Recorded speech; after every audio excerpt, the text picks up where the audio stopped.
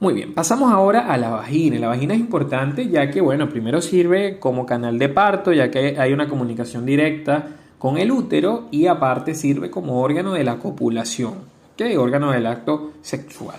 Esta vagina, que eso sí es la cavidad, recuerden que lo anterior era la vulva, lo que estaba aquí, lo que generalmente las personas llaman vagina es vulva. La vagina es el orificio como tal, bueno, el orificio no el túnel como tal. Entonces, esa vagina se describe en dos paredes.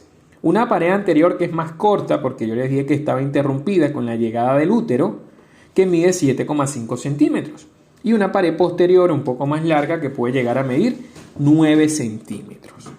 ¿Ok? Bien, hacia los lados se describen unas paredes laterales, pero casi siempre lo que recobra mayor importancia son las paredes anterior y la pared posterior. Esta pared también tienden a estar muy cerca, casi en contacto, cuando la vagina no tiene ningún objeto, digamos, a sus adentros.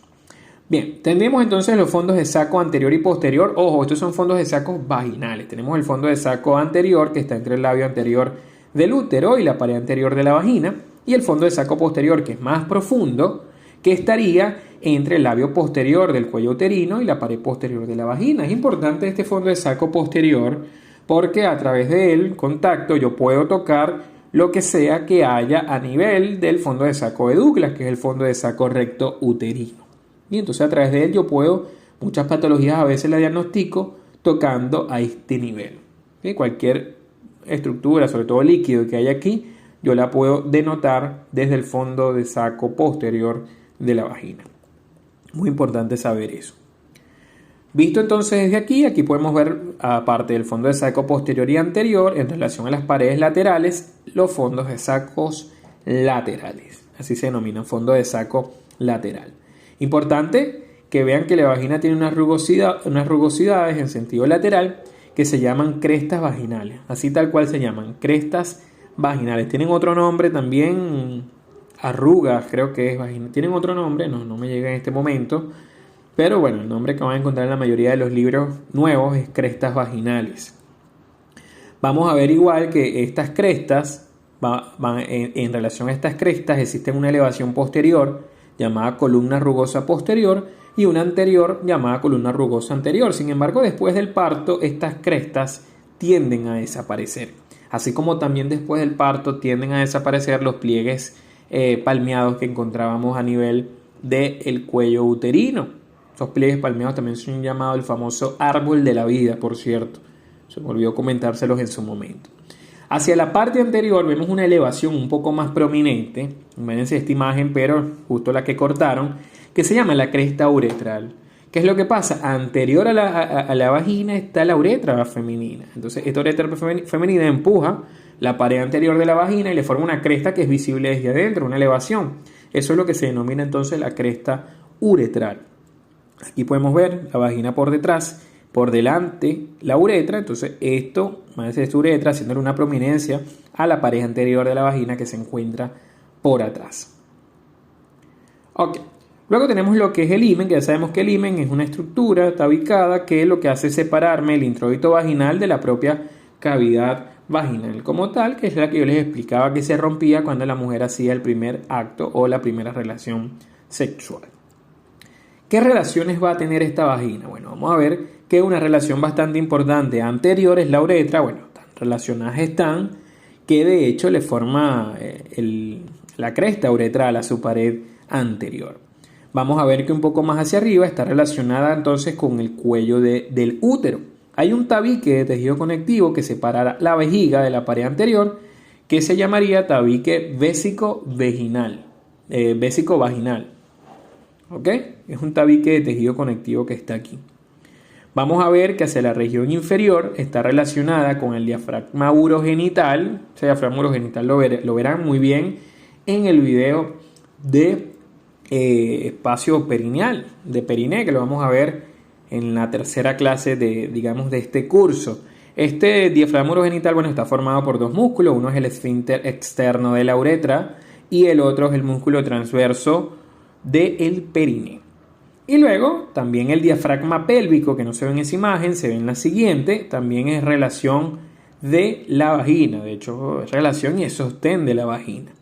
Hacia la parte posterior, recuerden que la pared posterior llegaba al fondo de saco de Douglas o fondo de saco recto uterino.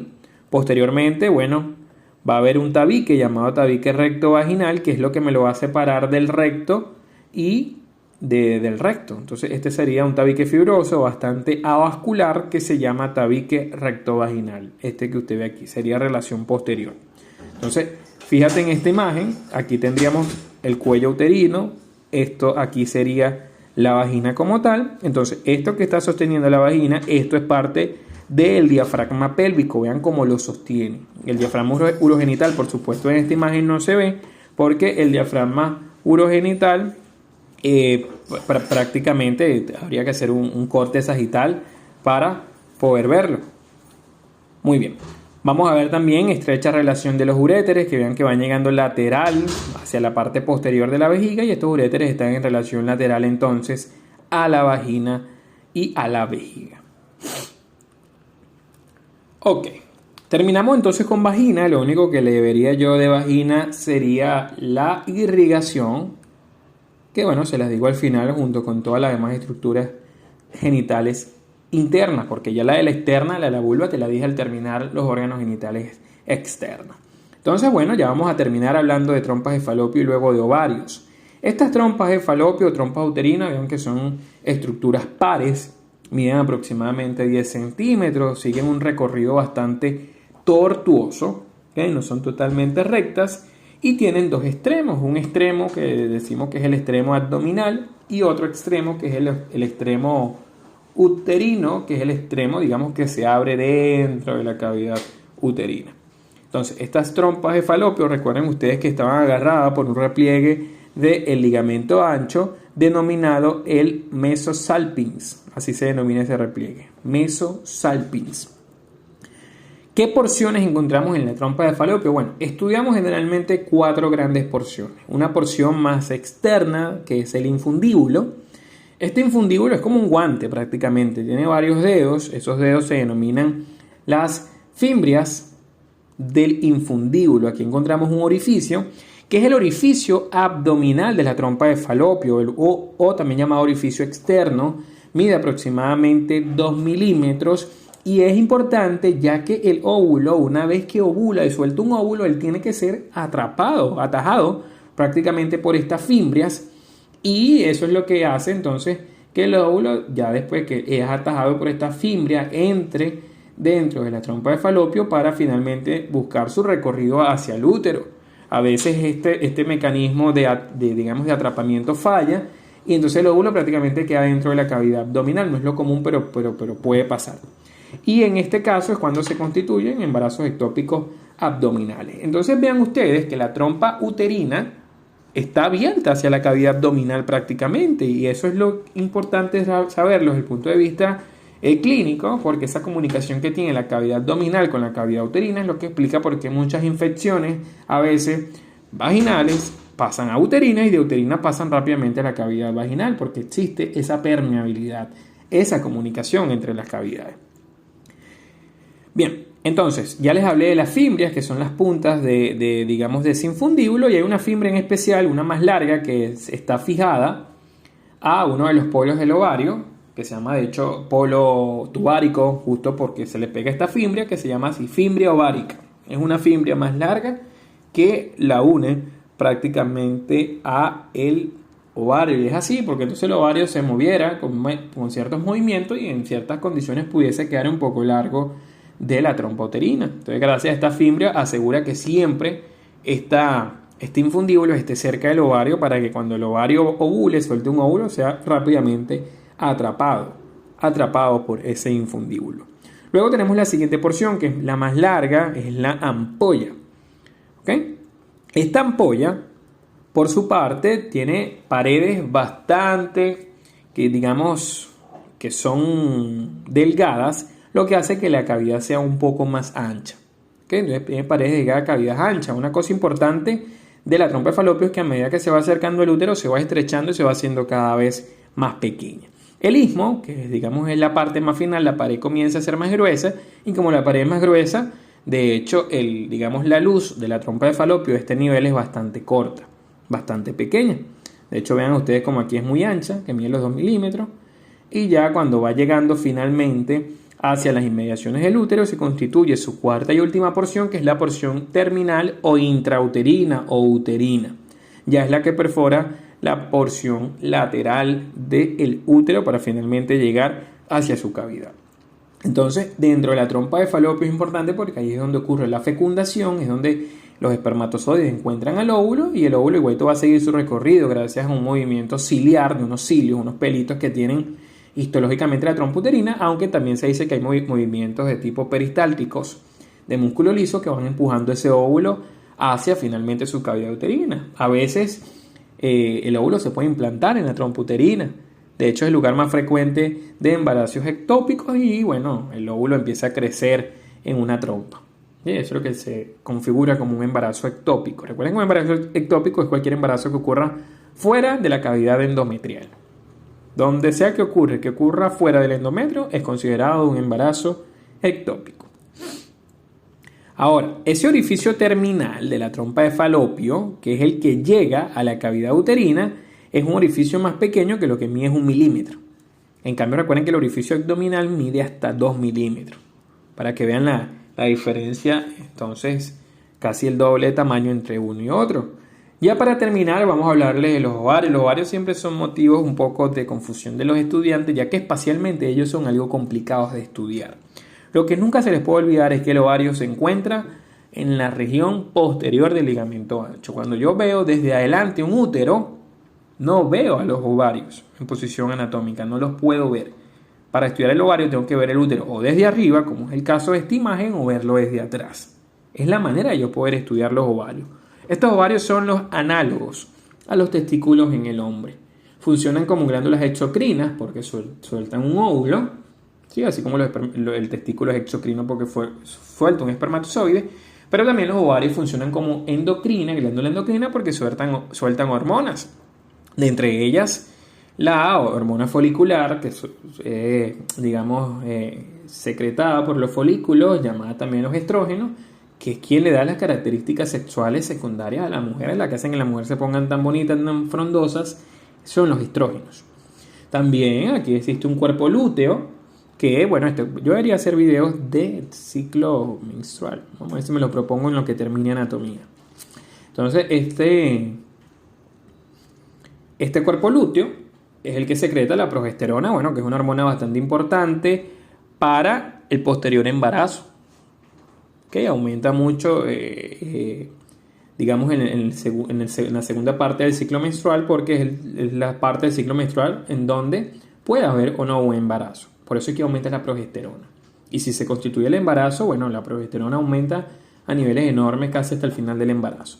Hay una tercera hormona que secreta el ovario, que es la hormona relaxina, una hormona que es importante porque es el que hace que el útero se mantenga relajado y que no haya una contracción prematura durante el embarazo. Y esta hormona relaxina también tiene una función importante en la relajación de las articulaciones pélvicas, como la sacrocoxigia, que ayudan a que la cabeza del bebé pueda pasar. Entonces fíjense que tiene y yo te nombré nada más 3 que son las más importantes, pero tiene de hecho un arsenal de hormonas bastante amplio el ovario, y esto hace que entonces también sea un órgano endocrino.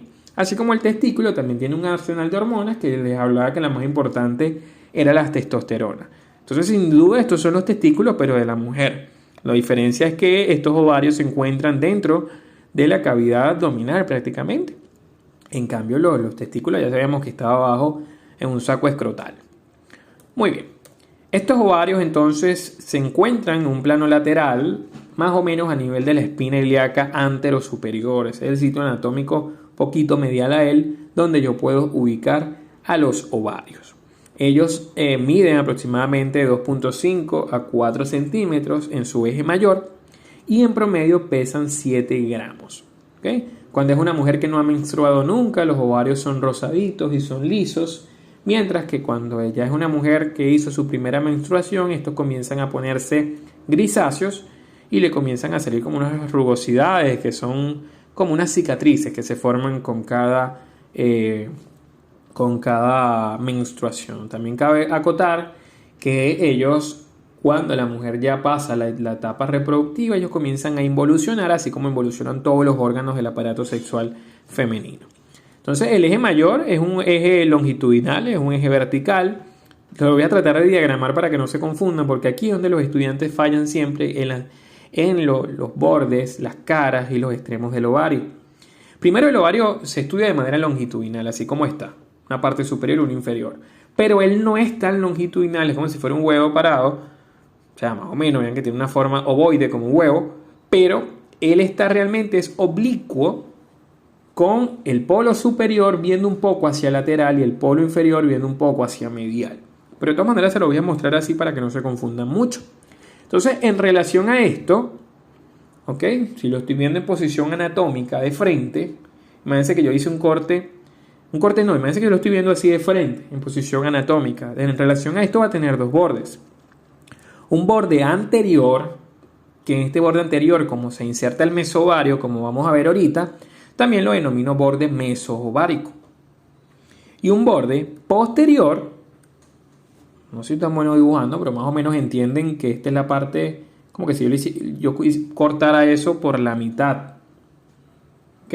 Entonces, este borde posterior sería un borde libre porque no se inserta nadie. Entonces, borde anterior o mesovárico y borde posterior. Eso, digamos, me va a condicionar dos caras. Una cara interna o cara medial, que sería esta, y una cara externa o cara lateral, que sería esta. Es como que usted cortara en sentido antero posterior el huevo y le quedara dos mitades, una mitad derecha y una mitad izquierda. Entonces, borde anterior o mesovárico siempre es el que ve hacia anterior, es donde se inserta el mesovario, y un borde posterior que es libre. Una cara interna y una cara externa. Hasta ahora fácil. Entonces, además de esos bordes y esas caras, va a tener dos extremos. Un extremo superior, que es donde se agarra la fimbria ovárica, es el que está mirando hacia la trompa uterina. Ese sería el borde tuvárico. Y un borde que va viendo entonces hacia el útero, que se denomina el borde uterino. Esas son las dimensiones o las relaciones espaciales del ovario.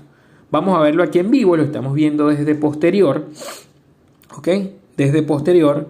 Entonces, fíjense ustedes, aquí lo tenemos. Vean los dos extremos para no confundirnos. Un extremo que está viendo hacia el útero. Ese sería el extremo uterino. Vean que de ese extremo sale un ligamento denominado ligamento ovárico.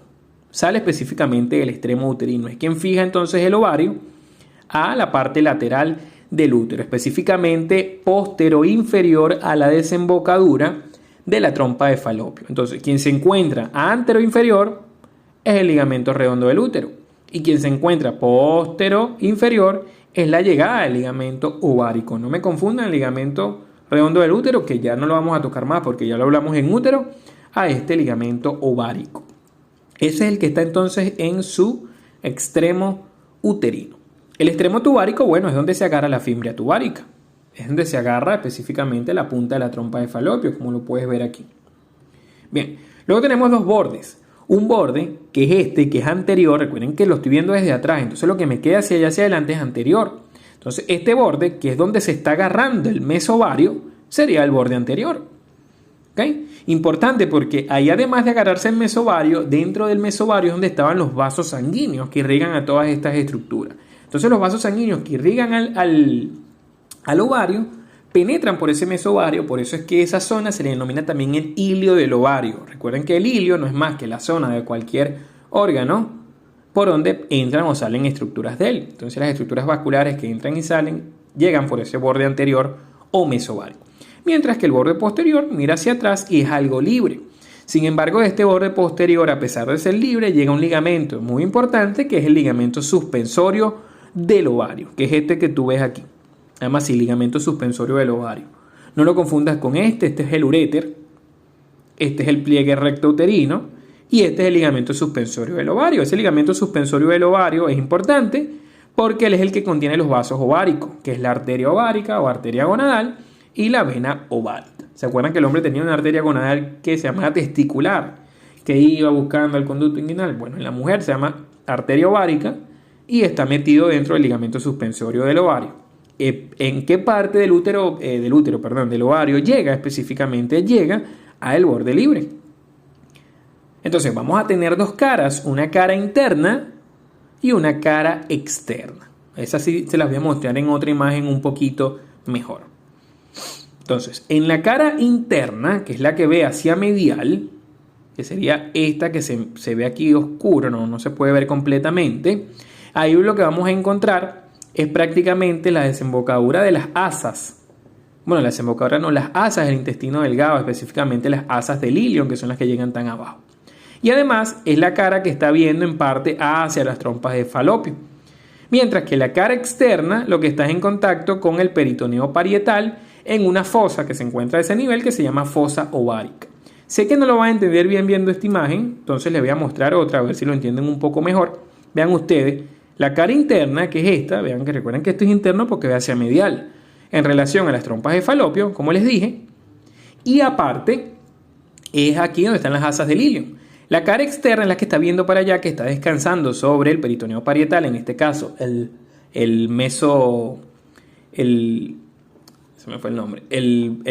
ligamento ancho está descansando ahí en una fosa llamada la fosa ovárica. ¿Ok? Entonces, este borde, recuerden que lo estoy viendo desde atrás, porque estoy viendo al ovario, este borde que ve hacia adelante, donde se agarra el mesoovario, y vean que penetra en los vasos ováricos, sería el borde mesovárico o anterior. Por eso es que le dije que se denominaba también el ilio ovárico, porque vean que llegan los vasos ováricos. Mientras que este borde posterior, vean que es bastante libre. Vean que en el extremo uterino llega entonces el ligamento ovárico, mientras que este, que sería su extremo tubárico, llega a la fimbre ovárica. Este ligamento que está aquí, mira, viene en relación al borde libre, que es el posterior, y allí llega este ligamento, que es el ligamento suspensorio del ovario, que vean quién es quien trae a los vasos ováricos como tal. Visto desde aquí, espectacular, recuerden que esto es como posterolateral y esto es anterior. Entonces vean, este sería borde libre, borde anterior, que es donde llega el mesovario. Vean todos los vasos ováricos, que son los que van a formar el ilio. Esta cara sería la cara interna en relación a la trompa de falopio y a las asas del ilion.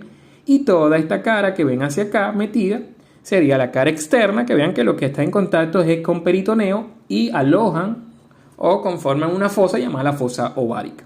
Este sería el extremo tubárico y este es el extremo que claramente va buscando al útero, que estaría acá pero cortado, que es el extremo uterino.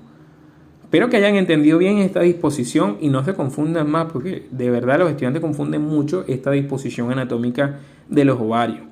¿Cómo se fija el ovario? Bueno, yo creo que ya todo lo que se fija el ovario lo conocen. Hablamos del mesovario en su borde anterior, fíjense allí. Hablamos del ligamento suspensorio del ovario en su borde libre. ¿Ok?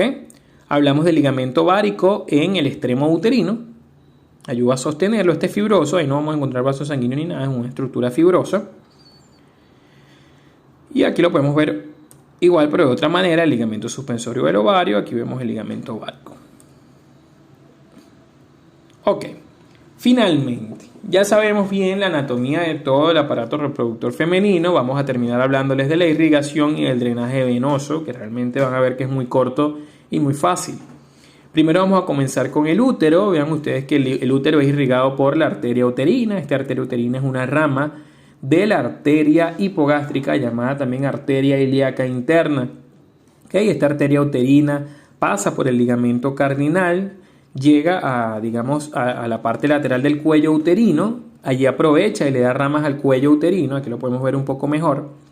Vean cómo cruza el uréter, lo que les comenté hace un rato, que tiene una estrecha relación con el uréter. Llega a la parte lateral del cuello uterino, aquí lo podemos ver cruzando el uréter, de aquí para abajo es vagina, de aquí para arriba es útero, para que no se confundan. Se dirige hacia arriba por el borde lateral del útero. Sigue un recorrido muy tortuoso. Recuerden que cuando ustedes vean un vaso sanguíneo muy tortuoso, es porque esa estructura generalmente es muy dilatable.